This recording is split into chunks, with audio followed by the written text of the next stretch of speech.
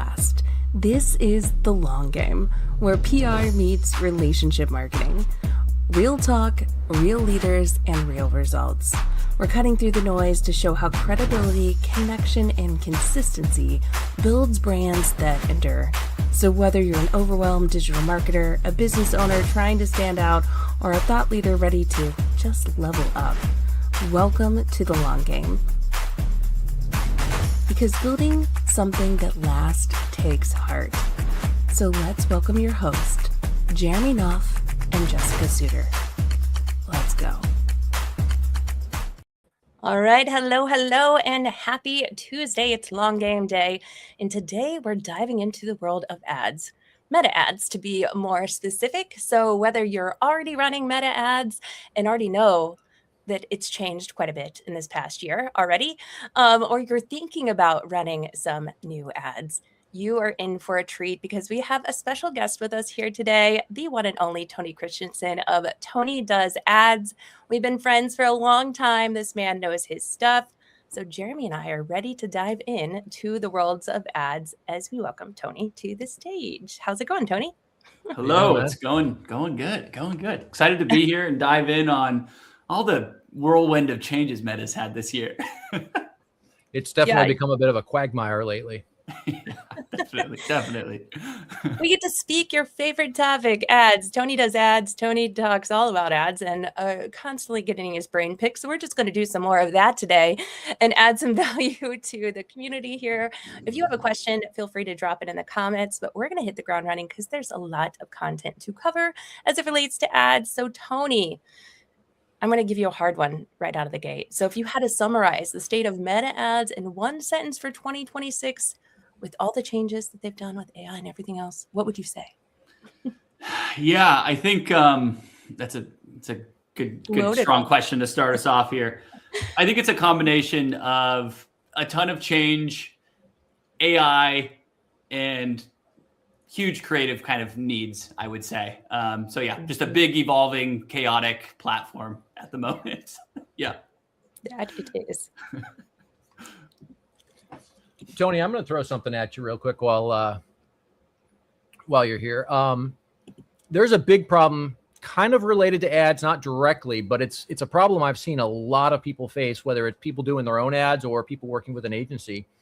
And that is all of the AI moderation, I guess, for lack of a better term. But like I'm seeing people's accounts get shut down. I'm seeing their both their profile and their ad accounts and all that getting suspended, shut down. Zero support, zero way to actually reach out to anybody. How are you guys dealing with that kind of stuff?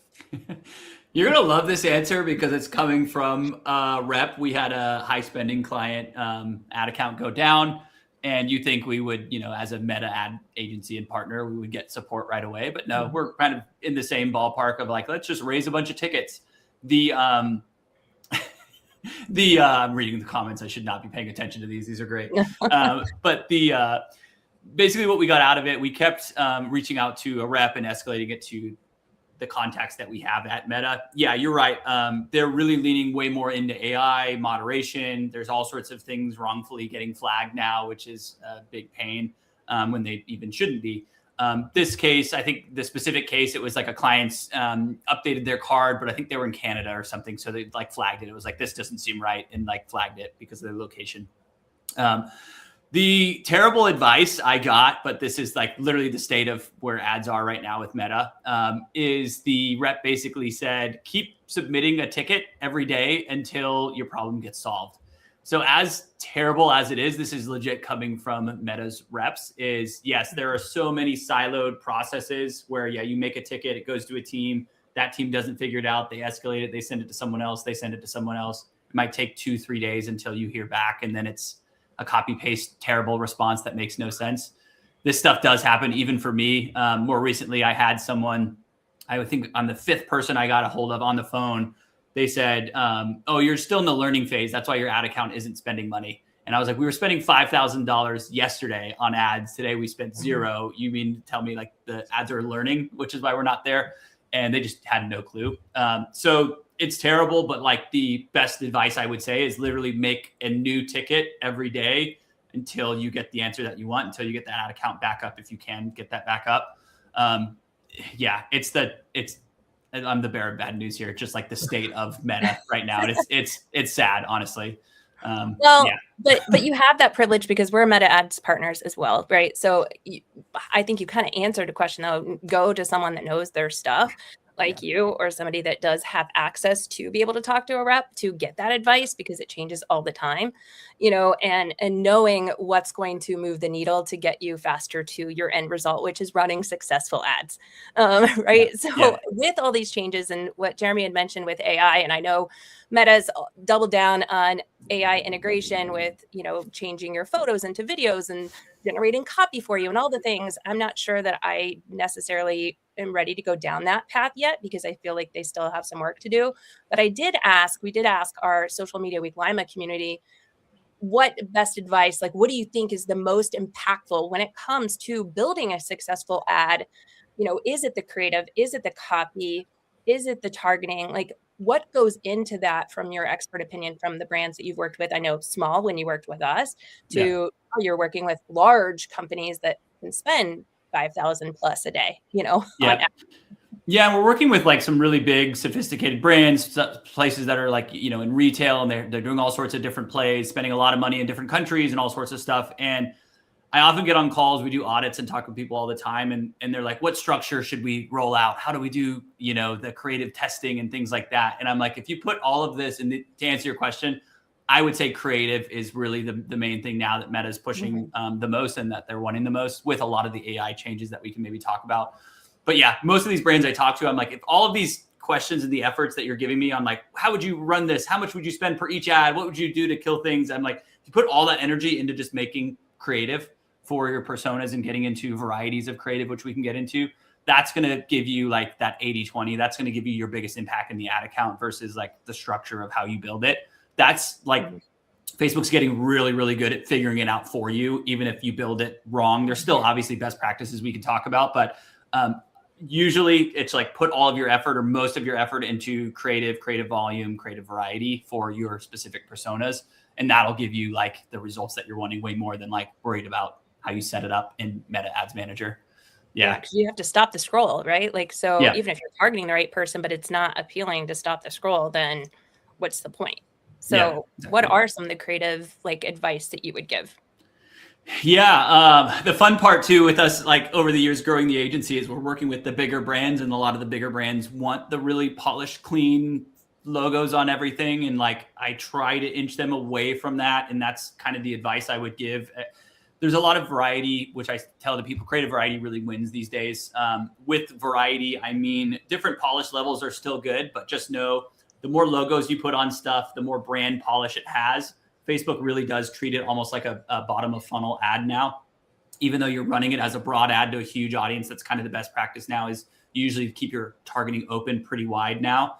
It's really driven by the creative. So that's, again, why creative is so key. The more polished things we have, they really run that more to specific audiences that are more like your website visitors, engaged audiences. And now they're showing that branded polished things to those people, because they know people that don't know about your brand probably aren't going to care about that ad. So it's not going to really convert, or they'll charge you more to kind of force that to those audiences.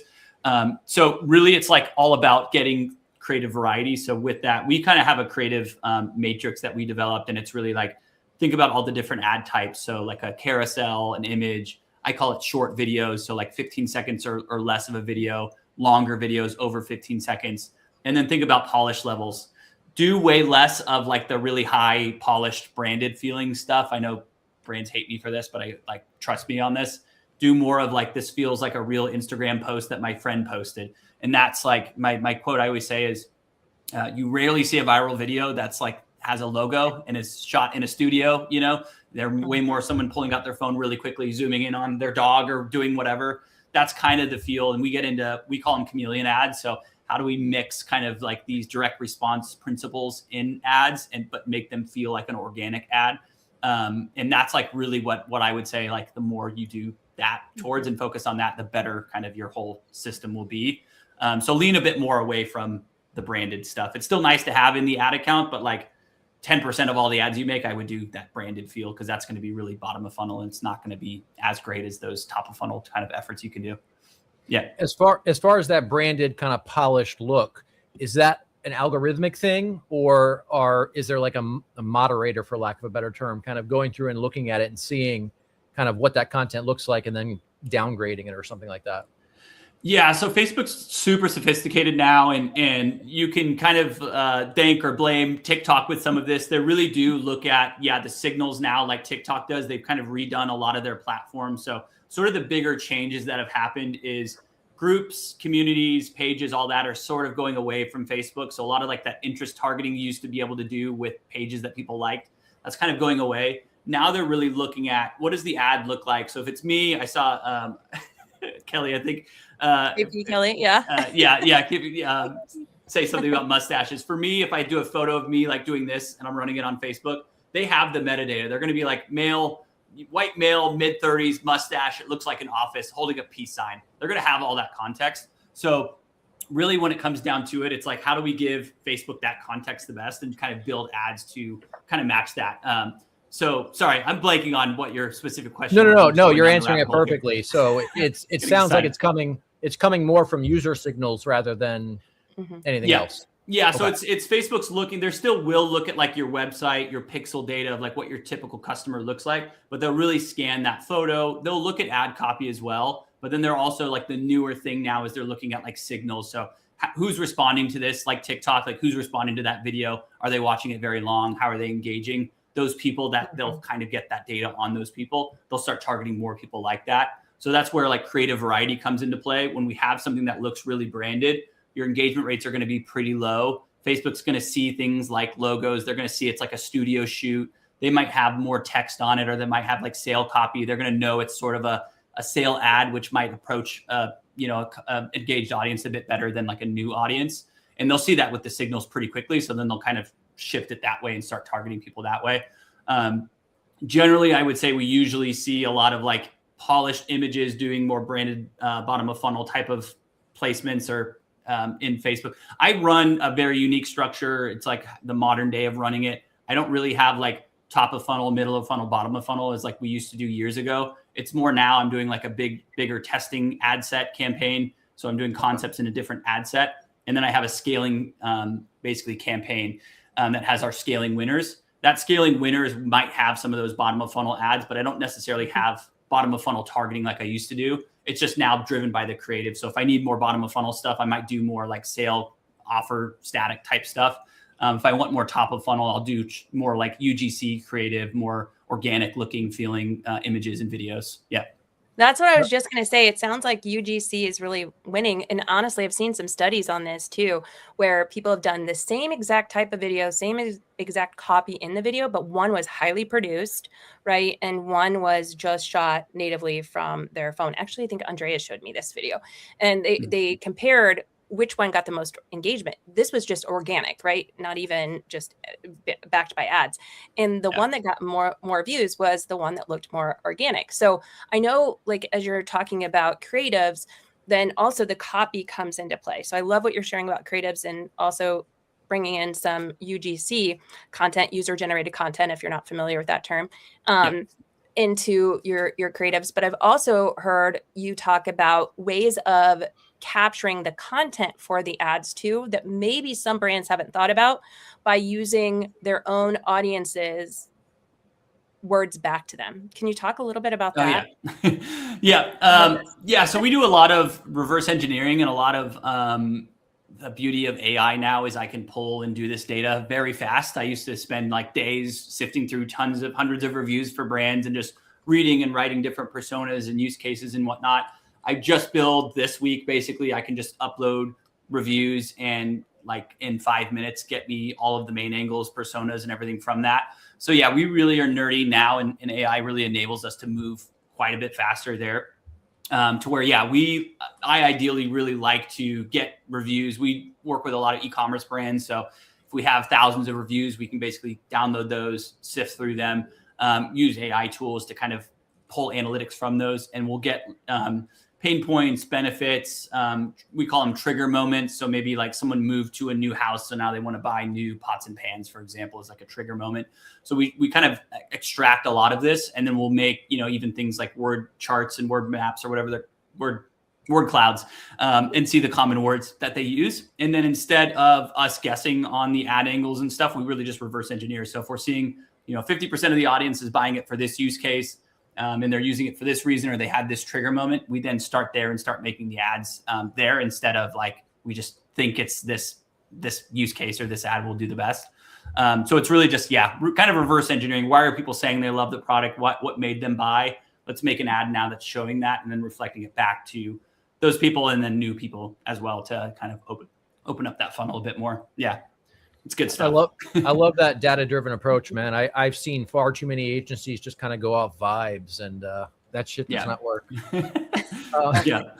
Speaking of data, man, talk a little bit about the budgeting for this. I know ad prices have changed dramatically recently. So cost per lead or cost per engagement, whatever, has gone up quite a bit. What should if a smaller business is just kind of like starting to dip their foot into the pool, so to speak, what kind of budget should they plan for to be able to get real data? Because you have to have enough data to actually make decisions. Yeah, I'm a bit more removed from this now, because we're really like bigger spending e-commerce ads. So like, it's harder for me to throw out numbers, but as like brutal as it sounds, I would kind of approach it as like, what are you comfortable burning? As terrible as it sounds, but like, if you're brand new to running ads, you really want to like, gather the data from. So like, I would say bare minimum, test more organically, figure out some stuff that's working organically with like Reels or TikToks, get the data there, save money that way, and then test and kind of amplify those and turn those into ads. A lot of other like small businesses, even some of the e-commerce brands that reach out to us too, it's like their unit economics of the business don't make sense either. So like, think about that too. With like you running ads, like what makes sense if it takes you, if it costs you, if I'm throwing out numbers, and it really depends on verticals and stuff, but like nowadays it's like, it's going to be like $30 or more to like acquire a customer. So obviously you can't be selling a $10 download unless if there's upsells and stuff off the back end. So you really want to get clear too on like, what are the economics you can run as a business, and like, how do you make this scalable with ads? So yeah, it gets challenging in ways, but really I view it as like, if you're starting off, lean into organic, try to figure out what works, kind of crack audiences there, try to get something that doesn't have to go like viral, but something that like gets good engagement. And then you can kind of start testing with ads that way. And then I do see some new businesses, they just launch like one ad. Don't do that. Try to make like 3, if you're starting like from bare bones. And then from there, you can set the budget with, whatever you're really comfortable with. I don't want to say $100 a day if businesses can't afford that, but it can be, as low as $5 a day for some people, $10 a day. I'm still doing like Instagram promotion stuff on other pages that I have, and just testing ads in different ways. So don't be shy, but also you really want to think about the like economics of like, if I'm spending money on ads, what do I expect to pay for a customer? What am I willing to pay for a customer? And then what does that look like? Can I get them to buy more times? So really like, to be really competitive in the e-commerce space, but it's very, you can approach this the same for small businesses, is the smartest e-commerce brands know, if I get someone, maybe I lose money on the first purchase, but I know someone's going to buy 3 more times in 6 months, and that's worth $200 or $300. Now I might not be worried about losing $100 to get that person, and I can get really competitive in the market that way. So the clearer you can get on like your metrics and your economics, the faster you can kind of figure that out. And then the more, leniency you can maybe have to get it more aggressive with ads. I think that's where it gets tricky with smaller businesses, is like, you might not have a site that's converting or an offer that's converting or something. So it really depends on the business too. But if you have that figured out, I would say the next step would be like, dive into organic, try to figure that out and save money that way, and then try to amplify and start figuring out how you can test from there. And as you know, that's what we do with clients all the time, is let's test it first organically, because we are typically working with a lot more of the smaller, medium-sized companies that maybe have not ran ads yet, or not even know potentially their customer lifetime value or have that data in place. So we're like, let's test it out organically first, make sure that it's working, then spend some dollars on it, but also having the data in place that tells the story of what's working and what's not. So we can go back and share exactly what you were saying. Like, hey, did it close a deal or not? What is your cost per click? What is your return on your ad spend? And go from there. but having that data and then somebody that understands that data. So I think that's why it's really important for somebody to know what they're doing versus just boosting a post, because I mean, vanity metrics, I'm still seeing people measure things on that versus the real data. What are you seeing in 2026 so far? Yeah, agree there. We still have some huge brands that I can't mention because of NDAs that are in retailers and big beauty brands, and they're still boosting posts. And I'm like, what are we doing here? Like it feels good, I know, and like half of the time it's so funny and ridiculous too. But it's like because they're siloed and they have a organic social team, so they want boosted posts so they can say they have impressions, and it's like, well, that's not really helping anything. It's just a number, too. So yeah, it's a fun thing. But yeah, I think. As we said, I think it's really like figure out messaging that you can do. And then from there, I think it goes to like variety. So if you've got one ad that's working, I'm blanking. Oh, Austin Armstrong, for example, he's a great like resource to mention here. He figured out like a pathway of like AI videos that does really well, right? So if you're a small business, you got one video that does well. Now make like 3 variations of that. So he now has all these different variations he's trying organically. You can do that organically and get really aggressive and not even waste money on ads, which is great. But then what I would do is if you're starting to launch ads, again, just don't launch that video that did well. Hopefully you maybe tested more, or for your first ads that you're launching, test 3 variations of that ad. So 3 different, I like to test hooks a lot. So what can you say differently? Can you be in a different environment? So, I can start a video right here in front of my backdrop. I can be in my car for a video. I can be in front of a whiteboard. I can be, on my laptop talking or something, or on the move walking outside. Like there's multiple different environments. Got the max headroom effect here. Yeah. So like, that's kind of what I would think about the most, is like really think about variety. That's, I think, the biggest thing I see brands missing out when they're starting is like, they're just like, I'm going to make one ad or 2 ads and they still look really, really similar. So I would say put yourself almost in a different environment for the other video. Because we're seeing even stuff more lately with Facebook where if even Jeremy, if he's got a similar setup to me and we're similar in age with a similar hairstyle, they're going to be like, that's too similar. It's like the same ad. So you almost want different environments too. And that'll help out just Facebook figure out what's going to work best. And then you can kind of dive into that more and look at personas and branch out more that way too. Love that. Since you and Jess have talked a fair amount about UGC, what advice do you have for business owners who want to use UGC in their ads? Like, how do they go find the right, as much as I hate this word, influencers, and kind of guide them in creating something that's going to be useful for them? Yeah. So the way we do it, we dive into like, first step is like really get in the know on like your research. Why are people buying from you? What are those main angles? We then try to extract those personas in different ways. So depending on the brand, is there like 3 different personas? And then I would try to figure out how can we find people for those personas. You can start to, though, like founder videos do really well. So even like most people are pretty passionate about their businesses. So talking about like what you're doing, what you're rolling out next, what you're excited about can do really, really well. So that stuff is definitely a good play. It can be even like leveraging like bare bones. You can leverage like friends even, or go in public and have people review your service or product if you want. We're starting to work with maybe an air conditioning company that sells units and they do installs.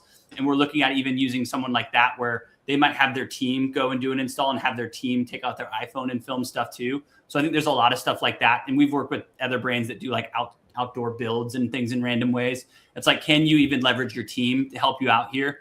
And then I would say like, there's multiple levels to getting people to help you do the content.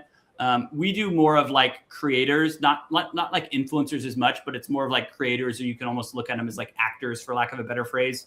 But we kind of source people based on a persona. So it might be like a guy that likes barbecuing, that has a family that plays cornhole board or whatever. He's in the Midwest, and we'll try to find those people.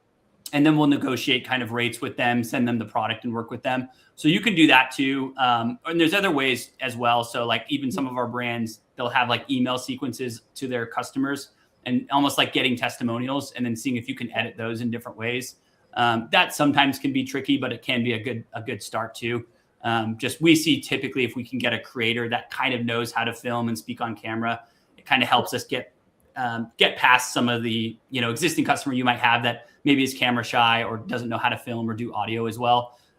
So it just kind of depends on the level of like how much you want to spend too and what you're kind of capable of doing. But I think most brands, like they can have the founder or someone on their team that's maybe younger, even socially savvy, start doing some content and posting organically and then looking at making it into ads, which could be good. Yeah. We do something similar like that for at a much lower scale. But we've worked with like Tracy Phillips that was on the Long Game Show a few episodes ago, where she does testimonial videos remotely for brands. So it's people that already love working with the brand and they're willing to do a testimonial. She records it and it looks super nice, clean UGC content.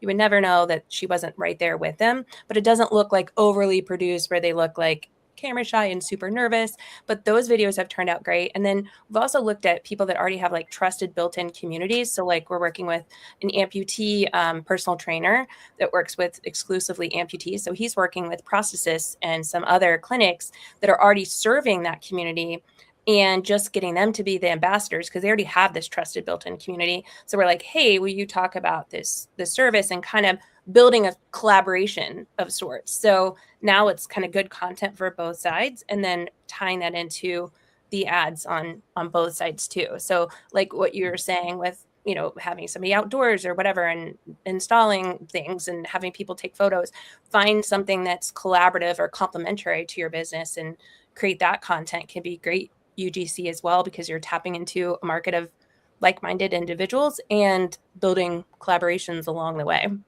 Yeah. And you don't have to shy either on like giving people like a coupon or a discount on the next service or something too, to like give you that content, because it is worth something as well. Yeah. So sometimes that, like a lot of the e-commerce brands, we might build, email flows and they might get, $10 for a video or $5 back for like a photo that they take with the product. So yeah, there's stuff like that you can do too. That's like, again, like it's cheap to get that for you. The people already love talking about it. They already have the use case of why they bought it. So that can be a really great approach as well. Yeah. Agreed. Hey Jess, I'm gonna grab the steering wheel and jerk us off on a wild tangent here. I'm not going to jerk us off. That's not quite what I meant. But that being said, the amputee company, what exactly do they do? So he does at-home personal training videos for amputees that don't maybe want to go into a personal training office. So it's called Forged Amputee Wellness. But he does at-home personal training kind of dedicated to the amputee community, and the trainings are personalized to them. So, yeah. And is this a client of yours? Yes. Yep. You got to give him this idea, especially if he works with veterans, because veterans will eat this shit up. Yeah. Something along the lines of like, we help you get a leg up on your fitness goals or whatever, right? Like vets joke about that kind of shit so bad all the time. Like, I've got a friend. I don't know if he's right there yet, but could be. Yeah, but I like that. But yeah, the groups and stuff, also listening in groups, like Tony, what you were saying, definitely, Jeremy, we'll continue that conversation because I love your ideas there. But joining groups where, when you talked about listening earlier, Tony, about like listening to the Google reviews, we found like even listening in groups to hearing, like to your point, Jeremy, like how do people like being spoken to, right? So you're meeting them where they're at and not like pacifying if they don't want to, you know what I mean? Yeah. That kind of language. So yeah, and that can be sometimes a problem too with like smaller businesses. Like my strategy of like getting reviews, you might just not have any reviews, or you have Google reviews and you have 10 or something like that too. So now, like, another great thing about AI is you can then say, search across Reddit and search in all these different forums. And like AI can also, like, if we're talking about amputee physical training, there maybe is threads in Reddit where you can get kind of like all sorts of use cases from them too. So like, don't be shy with all the AI stuff that's out there, because it can be a really good way now to kind of gather that data. There's ways of like scraping 100%. Reviews too. So we might do that with competitors. If like our brand doesn't have enough reviews, is there competitors that have reviews or Amazon listings? But yeah, don't be shy of like saying like, find stuff on Reddit and scrape it and give me the use cases. And that can be a great way to go about it too. That's brilliant. Love that. So it's hard to believe it's almost time, but so we want to hit you with some quick questions. But first, while we're teeing those up, the fast lightning round questions, just a quick quick reminder to anyone that wants the replay of this with some more tips from Tony and some videos that you can watch on his YouTube channel, because he definitely produces lots of great content on ads and keeping up with ads. You can drop I want it in the comments here, but we'll have the long game, a recap, Now Marketing Group link, where I will drop that back to you, where you can subscribe to get the recap. But Tony, while we're teeing those up, if somebody's just getting started right now, what should they do first to kind of get started on the right foot with their ads? Yeah, I think we touched on it quite a bit already. I think as a business, figure out what you're offering. Make sure you have a solid offer, a good service in place for that offer. Get into, again, that review data and seeing like, why are people buying from you? What are your use cases of like why you stand out? Do that review research to find what are the main angles that people have, pain points that you're solving, desires that you're fulfilling with your product or service. Trigger moments, like I said, is a great thing to look for too, is what happened in someone's life. Maybe they were fed up finally, or they were, aching in pain or whatever it might've been. And now they're buying in that way. And then from there, figure out your creative strategy. And I think this is like the biggest part of Meta Ads now, is really like the creative strategy is what fuels everything. So try to gather as much data as you can. Look at that, figure out from there, what's the majority saying, I would say, and lean in there, and then figure out how you can have a few different videos, a few different images to illustrate that with some variety. Don't launch just one ad. Try to launch like 3 or 5 or something if you can. Try to make them look pretty different. A saying I love is like, test the forest, test the trees, test the branches, test the leaves. So do bigger shifts on your first sets of testing, and then see what works and try to maybe double down there a bit more, then get more personas of different people with that same angle.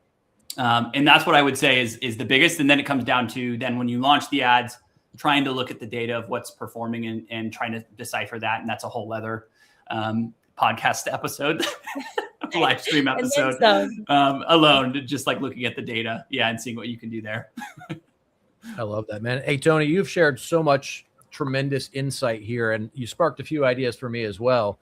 Something I want to point out to anyone who's watching this, whether it's live with us right now or in the replays later, you guys should go follow him. He's got a ton of knowledge to share. You guys are going to benefit greatly from just seeing the insight that he shares. So I encourage you guys to look him up on social, wherever he is, and follow him there. Absolutely. Yeah. Tony, one other thing we're going to put in here that we always remind clients on is, do not let somebody else set up your ads account where they're the owner. Yes. Yes. Yes. Oh my God. I still sadly have seen, like, I think last week we had a brand that they were like, hey, we'd start a new ad account. I'm like, what? Okay. Yeah. And Facebook sadly does almost, I would say, penalize, or like a new ad account tax, we can call it now, a bit more. You're a bit limited with spend. You might be charged a bit more upfront. So not good. So yeah, run your own ad accounts. Don't give people the right to make their own and steal all your stuff. Yeah, not good. Okay, 2 quick lightning fast questions before we wrap it up. 1 myth about Meta Ads. That we should care about targeting. Okay, 1 prediction for 2027 as it relates to Meta Ads. It's going to be really creative volume is going to be huge. AI personalization is going to be even bigger. I think AI is going to take over everything like it is everywhere. But yeah, that's going to be hopefully better in Meta. I'm thinking like they might have agentic stuff in 2027, maybe. Things happening there. Yeah, they're getting there. They're trying. They're trying a lot. And best advice for overwhelmed marketers right now. Yeah, focus on the controllables, kind of zoom out. See what you can kind of start with. Again, if we're talking marketers as a whole, I think that's a whole other thing. If we're talking ads, that's obviously another realm here. But yeah, I think zooming out, focusing on what you can control, making sure you have a good product or service, and then figuring out kind of the strategy from there. Use AI tools to help you too, for sure. But yeah, try to be methodical, strategic, use data. Use data, don't guess. Yeah, you heard it here, folks. But thank you, Tony, for your time. Thank you, Jeremy, for your time. And all of you that are watching with us live and are watching the replay, you can join us next week here Tuesday, 3 p.m. Eastern Standard Time. We're going to have one of Jeremy's friends in, Mr. Anthony Simone, talking with us next week. So excited for that. But Tony, thank you so much for your time here. We will drop the blog recap on the long game tomorrow on our site. I dropped the link in here, and I will follow up with those of you who dropped a comment that you want it. Make sure it gets into your inbox. Until then, have a great rest of your day, everyone, and good rest of your week. Thanks again. Awesome. Take care, Thank you. everyone.